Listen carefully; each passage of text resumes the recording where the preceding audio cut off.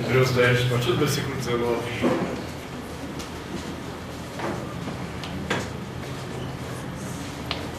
A palavra do Senhor Deus diz assim para a gente: tendo, pois, irmãos, intrepidez para entrar no Santo dos Santos, pelo sangue de Jesus, pelo novo e vivo caminho que Ele nos consagrou pelo véu, isto é, pela sua carne, e tendo grande sacerdote sobre a casa de Deus, aproximemo-nos com um sincero coração, em plena certeza de fé, tendo o coração purificado de má consciência e lavado o corpo com água pura. Guardemos firme a confissão da esperança sem vacilar, pois quem fez a promessa é fiel. Consideremos-nos também uns aos outros para nos estimularmos ao amor e às boas obras. Não deixemos de congregar-nos como é costume de alguns. Antes façamos admoestações, e tanto mais quanto vedes que o dia se aproxima. Porque se vivermos deliberadamente em pecado, depois de termos recebido o pleno conhecimento da verdade, já não resta sacrifício pelos pecados. Pelo contrário, certa expectação horrível de juízo e fogo vingador, prestes a consumir os adversários. Sem misericórdia morre pelo depoimento de 2 ou 3 testemunhas quem tiver rejeitado a lei de Moisés. De quanto mais severo castigo julgais vós, será considerado digno aquele que calcou aos pés o Filho de Deus e profanou o sangue da aliança com o qual foi santificado e ultrajou o Espírito da graça. Ora, nós conhecemos aquele que disse: a mim pertence a vingança, eu retribuirei. E outra vez, o Senhor julgará o seu povo. Horrível coisa é cair nas mãos do Deus vivo. Palavra do Senhor. Graças a Deus. Toda glória, Senhor, seja o teu nome. O Senhor que é santo. O Senhor que vive e reina para todo sempre, que controla e governa toda a história. O Senhor que, em toda a tua majestade, é capaz de nos acolher em tua presença, mediante teu Filho Jesus, e nos dá a graça de recebermos a tua palavra. Ao Senhor seja o louvor e o nosso pedido, que o Senhor comunique essa palavra lida ao nosso coração. Que sejamos, ó Deus, edificados, sejamos estimulados e desafiados ao viver segundo a tua palavra, em nome de Jesus, e para a glória do Senhor Jesus. Amém. Podemos sentar.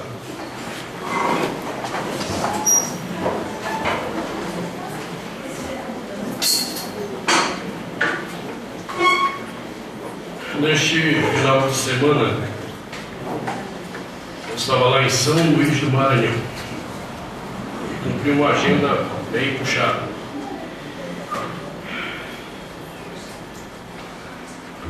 Além do curso que eu fui dar, eu tive que na quinta-feira pregar na Câmara de Vereadores e cumpri uma agenda com 4 rádios de entrevista. Foi bem puxado. Geralmente essas entrevistas é meia hora, né? Não lá, cada rádio é 1h30 de entrevista.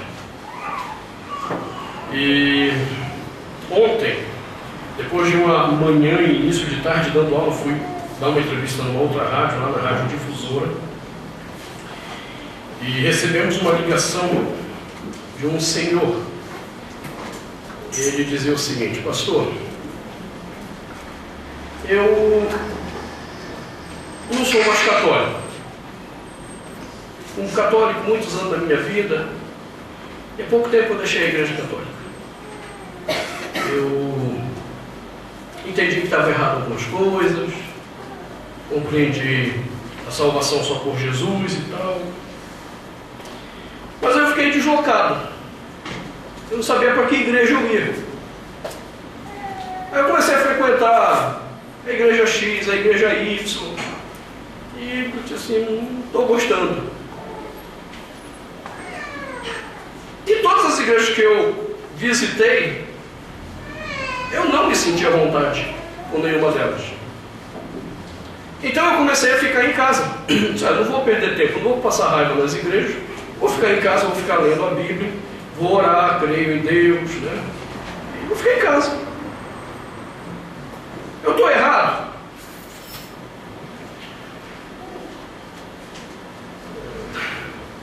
Eu conversei com ele na rádio sobre esse problema, né? Eu até brinquei com ele, eu disse, olha, umas igrejas que você mencionou aí foi errado, você tem ido mesmo, viu? Essas igrejas não são bíblicas. E eu comecei a pontuar com ele uma questão muito importante, que é o que nós temos no versículo 25 de Hebreus. Quando ele diz, não deixemos de congregar-nos. No último dado que saiu aí do IBGE e tal, naquele censo, um número surpreendente que apareceu foi que a igreja que mais cresceu no Brasil foi a igreja dos desigrejados. Ela cresceu mais que a Assembleia de Deus. Entenda, é só uma forma de dizer igreja, porque na verdade essas pessoas não frequentam igreja nenhuma. Elas chegaram no momento da caminhada delas que elas começaram a entender que era inútil ir à igreja. Era desnecessário ir à igreja. Então elas passaram a agir com esse senhor que ligou lá na rádio. Ficar em casa, se é casado, eu faço o meu culto lá em casa mesmo com a minha família, meus filhos e tal, minha esposa, acabou. Tá bom. E é surpreendente ver como muitas pessoas também, a despeito de serem desigrejados, são pessoas igrejadas, elas não compreendem a importância disso. Uma coisa muito natural que está acontecendo no nosso país era o que acontecia com a Igreja Católica ali na década de 70, 80. Os chamados católicos nominais. Então essas pessoas iam à igreja, pelo menos uma vez por mês, lá para fazer as penitências, se confessar e tal, participar da Eucaristia, e ficava 30 dias sem aparecer na igreja.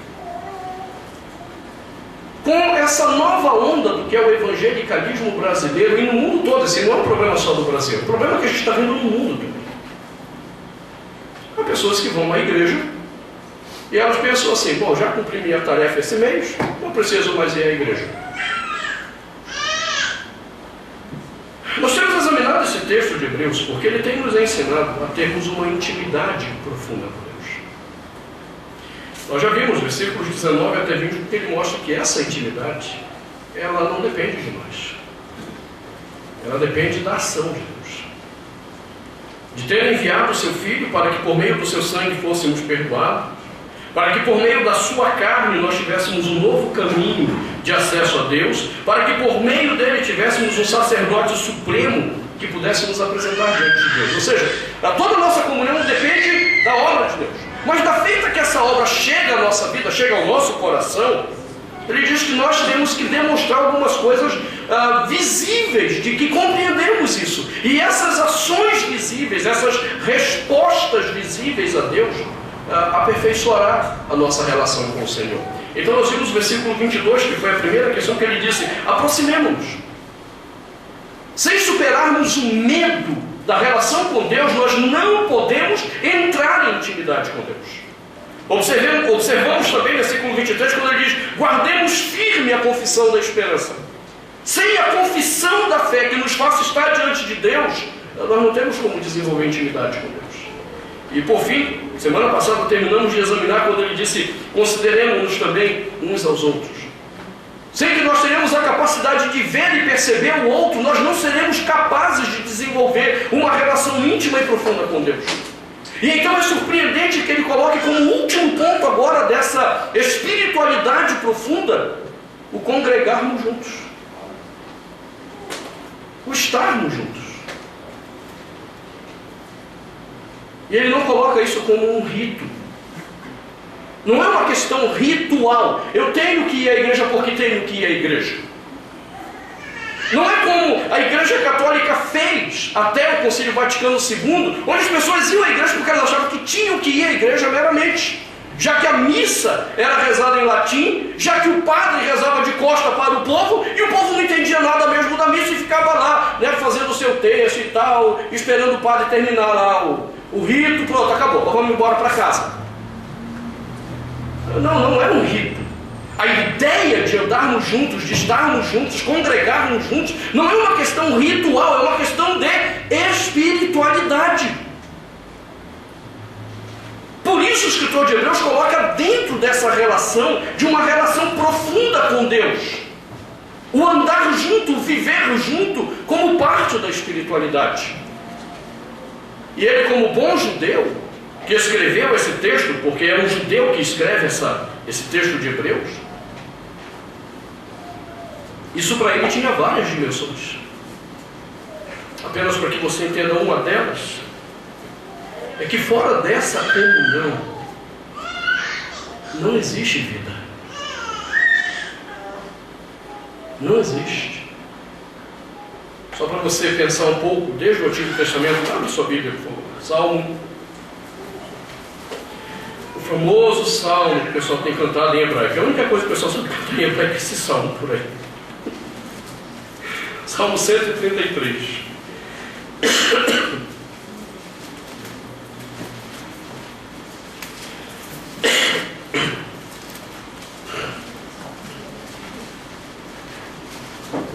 Quando ele diz, ó, como é bom e agradável viverem unidos os irmãos. Já aqui é uma questão interessante para pensarmos.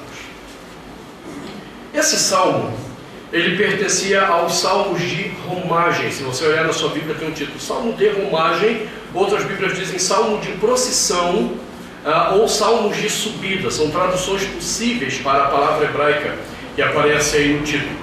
Esses salmos, eles eram cantados quando o povo ia subir para o templo. Eles iam subir um monte onde ficava o templo e eles iam cantando esses salmos. Então, essa ideia de viverem juntos, ela é muito mais forte no hebraico, porque quando nós temos a expressão Hinematov, Shevetahim, Gam-Yahad, Shevetahim em hebraico, refere-se ao habitar junto. Não é meramente se reunir, é habitar o mesmo tabernáculo, uma mesma casa. E eles estavam dizendo, olha, isso é bom, isso é agradável. E aí ele começa a mostrar algumas questões de como isso simboliza bênçãos espirituais. E no final do versículo 3 ele diz a coisa mais interessante. Ele diz no final do versículo 3, ali no Shevetahim, esse ali, ele é associado na sintaxe hebraica ao Shevetahim. Ali, onde eles estão habitando juntos, ordena o Senhor a sua bênção. E aí eu não sei de onde o tradutor meteu um E à vida, já que em hebraico não aparece o chamado vav conjuntivo. Não aparece o barar ve'haetá. O que aparece é o barak, a sua bênção.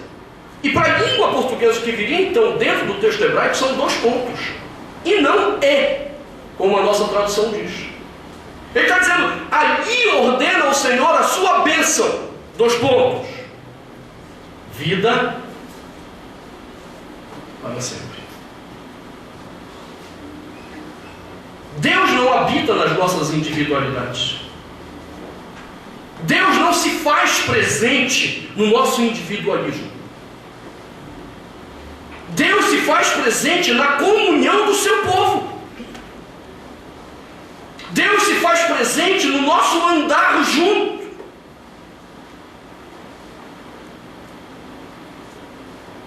É lamentável a gente ver que dia após dia a igreja do Senhor Jesus, que tem um ensinamento claro de que ela é corpo de Cristo, ela busca uma religião cada vez mais individualizada. Quando eu era funcionário do Banco do Brasil, lá em Macapá ainda,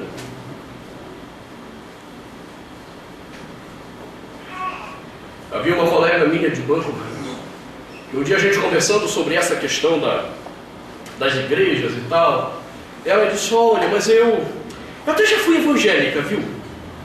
Já fui na igreja, frequentei a igreja X durante muito tempo, agora eu saí, agora eu sou budista. Eu disse, que mudança, né? Eu disse, mas o que te fez deixar a igreja evangélica?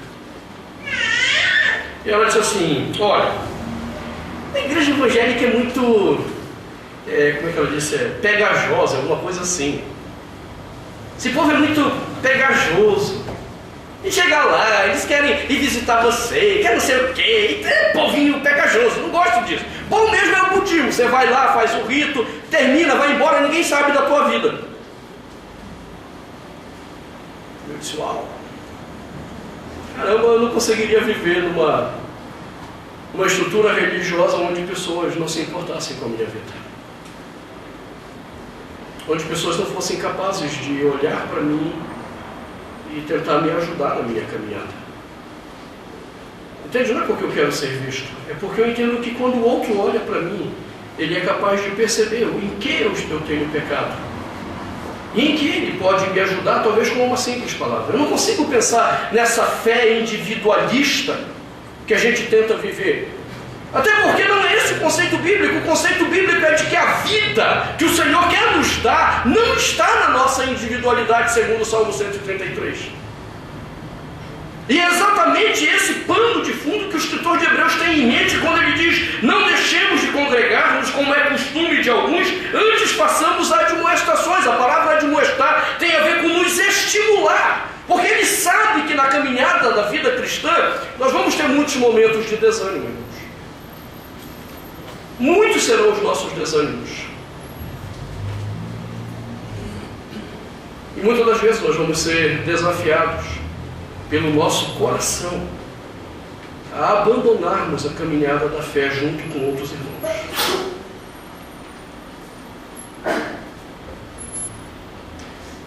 É um momento que a gente vai começar a ver, não, essa igreja não é boa, não.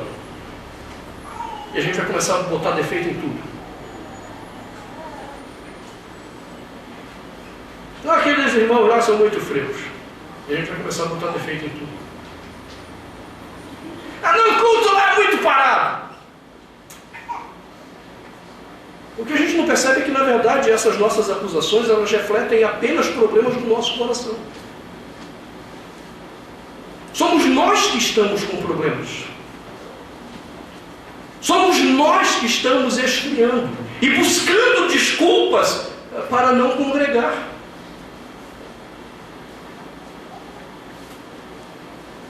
Aí a gente às vezes cria expectativas demais. Até porque a gente às vezes acha que o pastor é um super crente, aí o pastor vai lá, pisa na bola, peca, e os irmãos não são capazes de ver, mas o pastor é pecador, o que você estava esperando? Ou eles pensam que o pastor é onipresente, ele está presente, não, ele tem que estar em tudo. A gente cria expectativas sobre as pessoas. E aí, como não se cumprem, a gente encontra nisso desculpas para se afastar da vida de comunhão.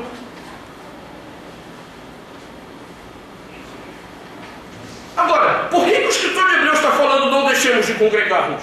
Ele não está falando isso no vazio. É porque isso estava acontecendo naquela comunidade para onde ele está escrevendo. Ou para as pessoas para quem ele está escrevendo. E quando a gente entende o que eles estavam passando, faz sentido. Eles estavam tendo que pagar um preço muito alto por dizerem que Jesus era o Messias. Você não entende o que é isso. Nós vivemos num país que até daqui a pouco a gente ainda vai poder dizer que ele é o Messias, o Salvador. Daqui a alguns poucos anos a mais nós não vamos poder dizer isso.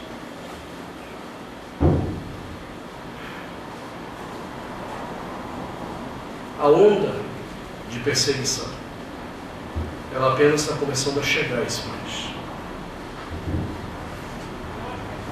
Eu já tenho dito a vocês desde o ano passado o que está acontecendo com a entrada do islamismo no Ocidente. Vocês acharam que o que aconteceu na França esse final de semana foi uma barbárie? É porque vocês não têm ideia do que vai vir pela frente.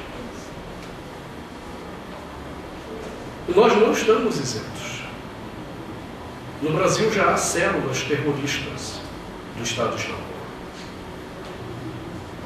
Porque nós nos tornamos um país fraco. Não um país, uma cultura fraca. Porque nós nos tornamos uma cultura decadente. Então em breve a gente vai começar a sentir isso na pele. Só para você entender, o islamismo mata por ano em torno de 100 mil cristãos. Simplesmente porque eles são cristãos. E eles já estão infiltrados na Europa. Eles já estão infiltrados nos Estados Unidos e estão infiltrados no Brasil. Eles têm um plano muito bem organizado de como eles querem executar cada coisa.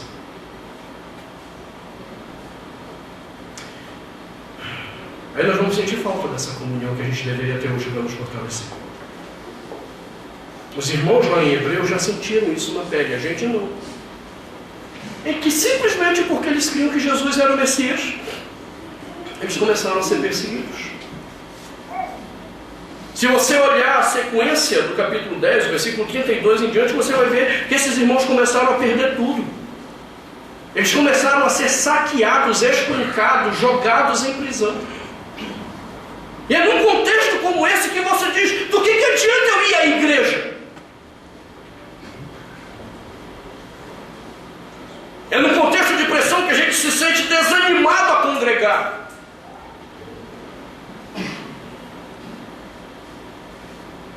É num contexto de individualidades, que nada mais são do que fruto do nosso egoísmo pessoal, que nós não queremos andar juntos. Então não é sem razão que o escritor de Hebreus está dizendo não deixemos de congregar, porque não existe comunhão com Deus fora da comunhão do corpo de Cristo.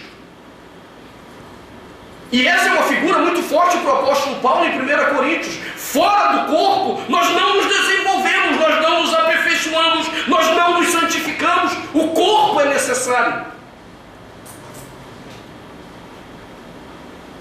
Agora, o que eu acho interessante é que quando eu olho para esse problema do congregar em Hebreus, ele vai direto a um ponto. Há apenas uma razão por que nós deixamos de congregar. Não são as nossas frustrações, não são as nossas pressões, não são as nossas decepções. Capítulo 6, ele havia tratado disso. Eu quero que você olhe comigo.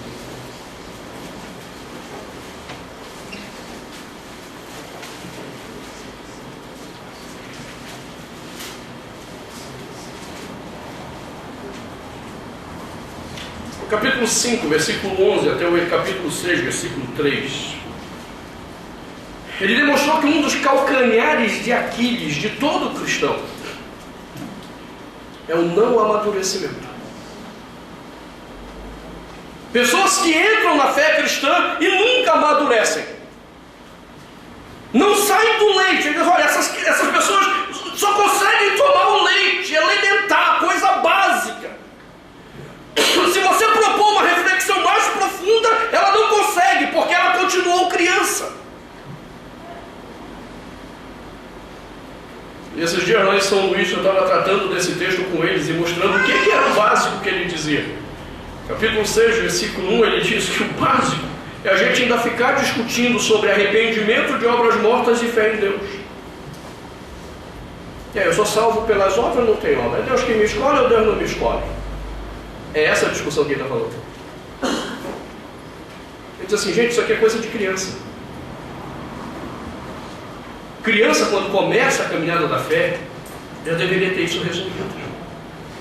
Olha a outra questão que ele diz. Ensino de batismos e imposição de mãos. Aí, pastor, a gente batiza por aspersão, imersão e fusão. Como é que é esse negócio? E ainda tem crente que fica discutindo isso como se isso fosse o máximo da discussão teológica. O escritor de Hebreus está dizendo, isso é coisa de criança, é de gente infantil, gente que não cresceu. E o terceiro eixo que ele coloca, versículo 2 ainda, ele diz, e ressurreição dos mortos e juízo eterno. E aí, pastor, Jesus volta antes, depois ou durante o milênio? Como é que vai ser o juízo? E o arrebatamento, pastor? Ele diz, gente, isso aqui é discussão de criança. Lá no início da sua vida com Deus, isso aqui devia estar resolvido. Para a gente poder avançar, para a gente poder crescer, para a gente começar a ver a dimensão de Deus no mundo que nós estamos. Começarmos a ver Deus presente na maneira de vivermos. E aí a gente se esconde no leite, aquela coisa básica. Qual é a consequência disso? Versículo 4 ele começa a mostrar a consequência. Ele diz, é impossível, pois, que aqueles que uma vez foram iluminados, provaram o dom celestial, se tornaram participantes do Espírito Santo, provaram a boa palavra de Deus, os poderes do mundo vindouro e caíram. Pessoas que nunca saíram do alimento básico são presas fáceis da queda.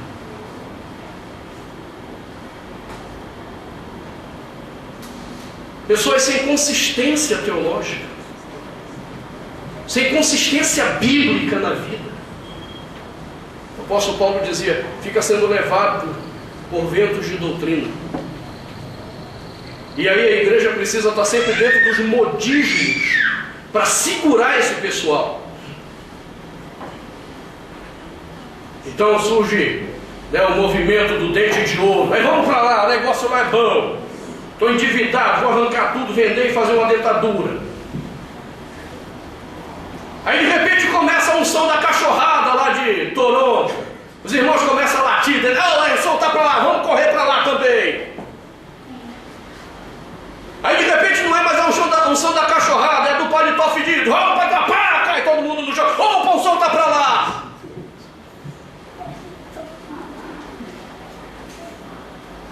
Aí surgiu ainda a unção do bafo, lascado. O cara sobra, o cara cai, pronto, aí vamos para, o som está para lá. Você entende que uma hora você vai cansar dessa palhaçada?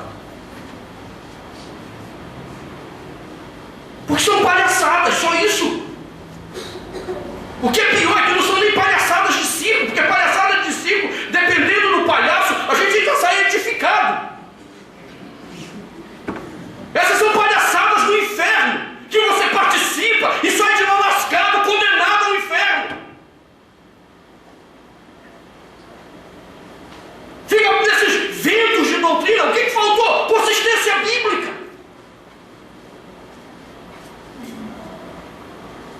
No escritório de Hebreus, as pessoas abandonam a igreja. Não é porque a igreja ela é chata, retrógrada, isso aqui, que nem o Rick Warren vai fazer aquela pesquisa lá e depois vai publicar um livro, Igreja com Propósito. Que igreja com propósito? O propósito da igreja é anunciar o evangelho e acabou. Eu não tenho que saber o que você gosta. Eu não tenho que saber o que te atrai ou não. O que eu tenho que saber é o que é a palavra de Deus, ensinar você enfaticamente a palavra de Deus. Isso é o que a palavra de Deus requer de nós. Pelo contrário, a gente vai virar uma igreja de modismos. E aí nós vamos ver todas as pessoas passam o vento, vai para lá, vai para cá, e a gente cansa e sai da igreja. Observe que nessa crítica que ele está fazendo no versículo 4, ele coloca uma coisa muito interessante. As pessoas acham que ele está tratando de gente salva. Ele não está tratando de gente salva. Primeira expressão, eles foram iluminados.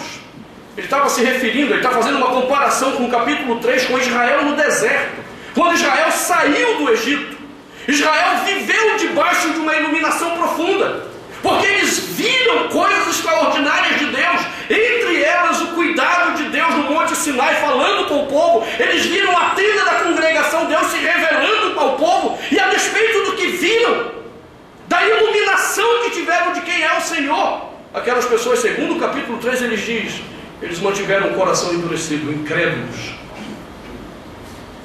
Eles não eram salvos, mas estavam no meio de Israel. E agora ele usa a mesma ideia para falar de pessoas que estão na igreja e que estão vendo, recebendo a iluminação de Deus, mas elas mantêm o coração endurecido, embrutecido. Elas não são iluminadas. Elas são iluminadas, mas não são convertidas. A ideia é que a luz está sobre elas, mas a luz não está nelas.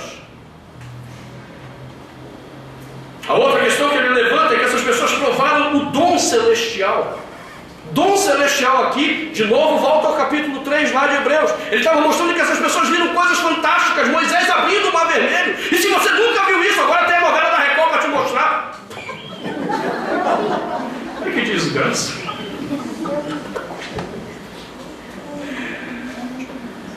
Só isso não, eles viram maná caindo do céu, eles viram água saindo da rocha, eles experimentaram um dom celestial. E a despeito de tudo isso, continuavam incrédulos. Bastava qualquer coisinha e eles estavam lá murmurando contra Deus. Eles não eram salvos.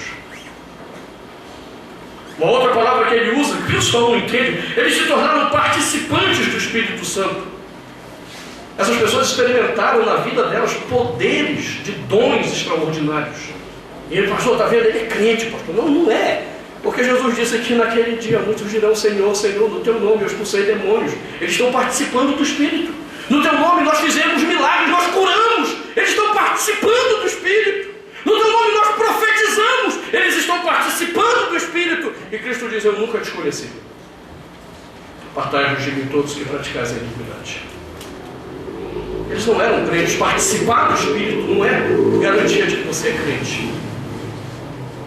Ele usa uma outra palavra: eles provaram a boa palavra de Deus. Essa é a parte mais dura. Há pessoas que receberam a genuína palavra de Deus e mantiveram seus corações endurecidos. Se recusaram a ouvir a verdade. Não eram crentes. E ele diz: eles experimentaram poderes do mundo vindouro. O escritor de Hebreus diz no capítulo 11 que mulheres naquela perseguição receberam seus filhos de volta por meio da ressurreição. Poderes do mundo vindouro. Pessoas que estavam mortas e ressuscitaram, e apesar de terem visto isso, não eram convertidos. E por que não eram convertidos? Preste atenção agora, porque essa é a tese do escritor de Hebreus. Porque eles se encantaram muito mais com as experiências da fé do que com o anúncio da verdade. Ele termina o capítulo 3 falando de Israel dessa maneira. E agora ele fala para essa igreja qual é o nosso problema. Muitas das vezes, quando nós nos afastamos, esse é o fundamento de sairmos da igreja, deixarmos de congregarmos. Quando nós estamos muito mais encantados com as experiências da fé do que com o anúncio da verdade. Você pode ver toda a igreja cujo culto, cuja vida seja baseada na experiência, é uma igreja rotativa. Ela é uma igreja rotativa. Aí eles vão lá e: olha, esse ano batizamos 1000, saíram 999.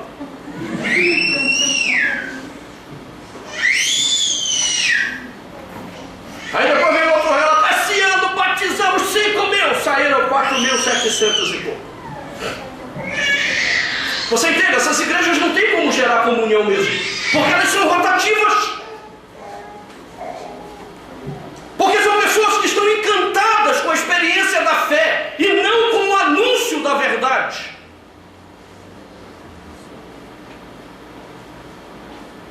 Uma das coisas que eu tenho dito a vocês, e vou insistir sempre até eu morrer, a única razão de você frequentar essa igreja é você acreditar que nós temos pregado a palavra de Deus. Porque nós não fazemos nenhuma questão de te levar a uma experiência dessas da fé iluminada, e reteté, e não sei o quê, e o cara vem e profetiza, e dá rajada de glória, e outro cai. Não, aqui você não vai ver isso. Nós não somos uma igreja apaixonada pela experiência da fé. Nós somos uma igreja apaixonada pelo anúncio da verdade. Queremos sair em cada culto mundo tocado pela verdade. A verdade que incomode a nossa vida, a verdade que perturba a nossa maneira de viver, a verdade que nos confronta, que nos faz enxergar quem nós somos. Não se anime com a ideia de que um dia essa igreja aqui vai se pentecostalizar e o culto vai ser mais animadinho, e o povo vai bater palma e vai rodar. Não se anime com essa besteira. Nós somos uma igreja apaixonada pela verdade da Escritura.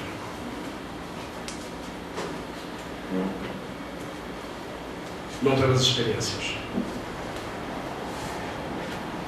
Porque no final das contas as experiências só nos afastam da comunhão, elas não nos aproximam.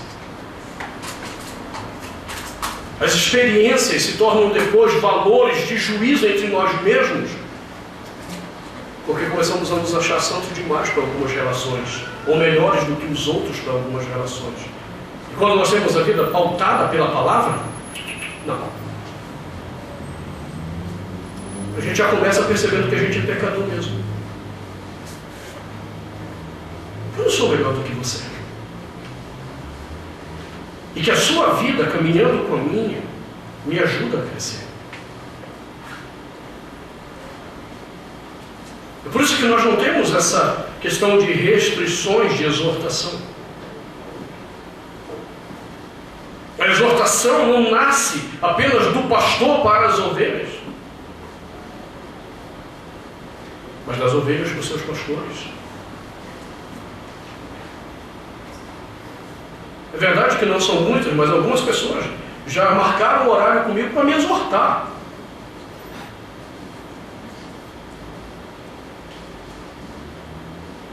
E essas pessoas sabem como eu sou grato pela exortação. Às vezes eu percebo de imediato realmente que a pessoa está falando a verdade, que eu acabei pecando em determinada situação. Outras vezes eu digo para essa pessoa, eu não consigo ver exatamente que eu tenha pecado, mas em todo caso pode ser que eu tenha feito isso e não esteja enxergando, eu preciso orar e pensar um pouco sobre a palavra.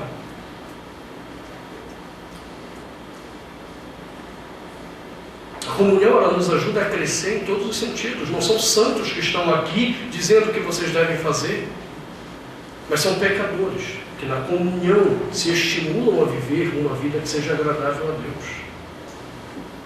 Somos consciência mútua uns para os outros. Agora, é óbvio que você espera que seu pastor saiba um pouco mais, porque pressupõe que ele estuda a Bíblia, ele teve uma formação para examinar a Bíblia. Então você espera um pouco mais do seu pastor. E talvez seja por isso que seja tão decepcionante para alguns crentes quando veem que o seu pastor, mesmo sabendo toda a verdade, sabendo muita coisa sobre a verdade de Deus, ele peque. Como é que pode? O cara desse sabe tanto, olha o que ele faz. E a gente não entende que o nosso chamado para andarmos juntos é exatamente para promovermos aquilo que o Salmo 133 disse: vida. Que só acontece no andar junto. Não acontece nas nossas experiências místicas dentro da igreja. Não acontece dentro dessas loucuras espirituais que o pentecostalismo criou. Não acontece.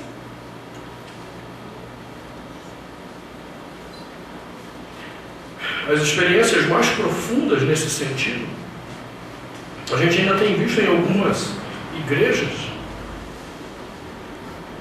que realmente decidiram viver como comunidade,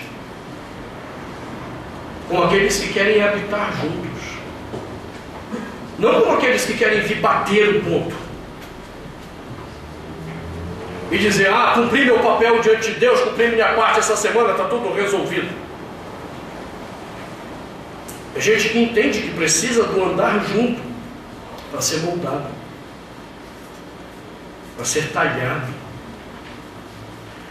para ser forjado. É gente que entende que na dificuldade não é se isolando que Deus vai estar com ela, mas é se achegando a outros que vão andar com ela. Por isso Paulo em Gálatas diz que a gente tem que compartilhar a carga uns dos outros. Mas como que eu vou saber da tua carga? Como que eu vou saber da tua luta? Se sequer você anda conosco, se sequer você participa a sua vida conosco. se você se fecha no seu mundinho de individualidade, e aí, quando as coisas desandam, a igreja não me apoiou. A gente nem sabia.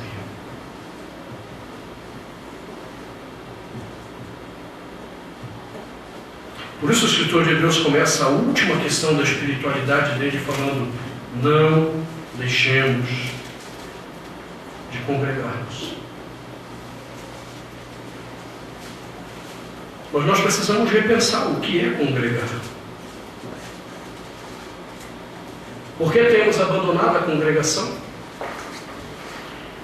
No fundo, porque a nossa vida ainda gira em torno de experiências.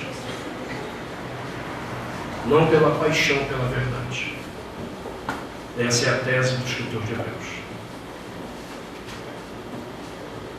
Mas o que é congregar? Tem muita gente que acha que vir no culto no domingo à noite é congregar.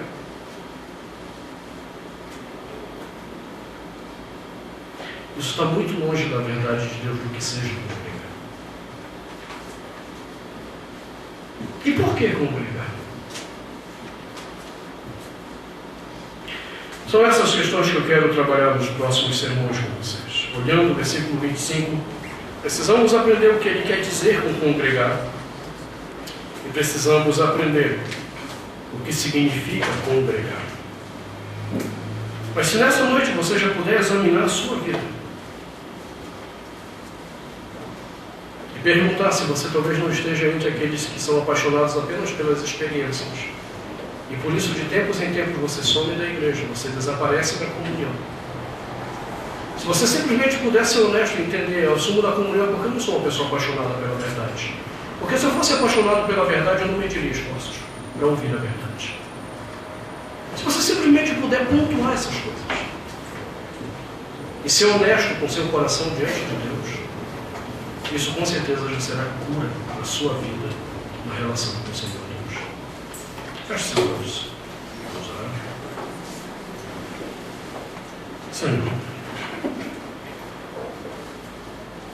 agradecemos por esse tempo em que recebemos a Tua Palavra.